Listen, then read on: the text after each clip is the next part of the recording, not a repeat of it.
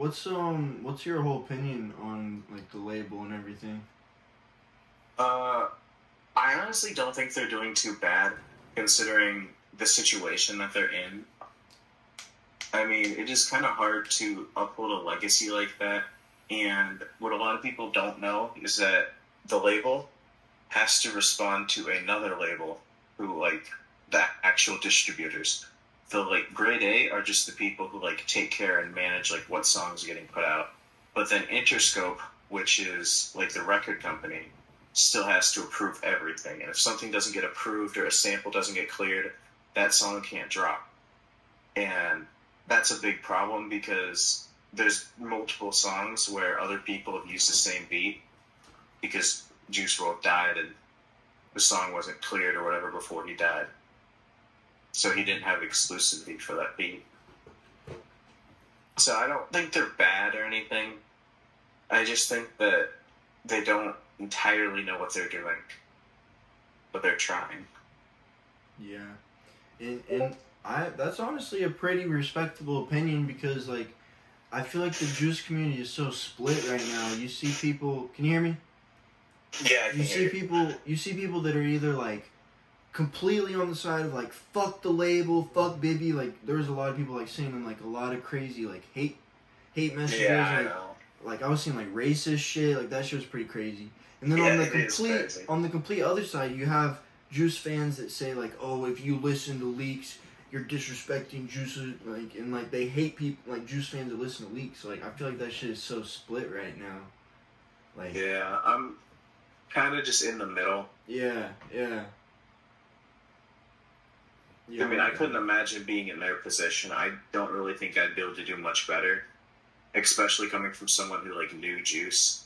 You'd want to hold it to, like, a higher standard. And, of course, they're going to want to do what the mainstream would like, because they want his legacy to last as long as possible. The, like, core Discord fan base, the people who get so mad over it, aren't the people that they're trying to please. They're trying to keep his legacy alive through, like, the normal person who would listen to his music, or just anyone who hears his music. They're like, oh, Juice WRLD's on the radio. Man, I forgot how good his music was. Wow, he's pretty cool. Instead of, this song is, like, okay, I don't really like it. And then there's a whole, like, maybe 50,000 people out there who are, like, crazy about the song. Yeah. Yeah, I mean, I understand that, but I always feel like at the same time, it's like, the mainstream, like they're not, like, actual supporters of Juice, which is why, like, we're referring to them as mainstream. So I feel like, like, people, it's like people that were alive back when Michael Jackson was alive, it's like, for the most part, they're not listening to Michael Jackson really as nearly at all as compared to how much they were maybe when they were a fucking fan of him when he was blowing up, when Thriller dropped and all that shit. So I feel like mainstream. So I feel like the people that were, like, hardcore Juice fans, like, are gonna be listening to Juice, like, for a very long time. The same way, like, you have fucking Elvis Presley fucking stands there still listening to Elvis Presley, like, you know what I'm saying? And you have that for, like, the Beatles and all these different, like, but, legendary, I mean, you know what I'm saying? There's no point to go out of your way and please them, especially when leaks are there.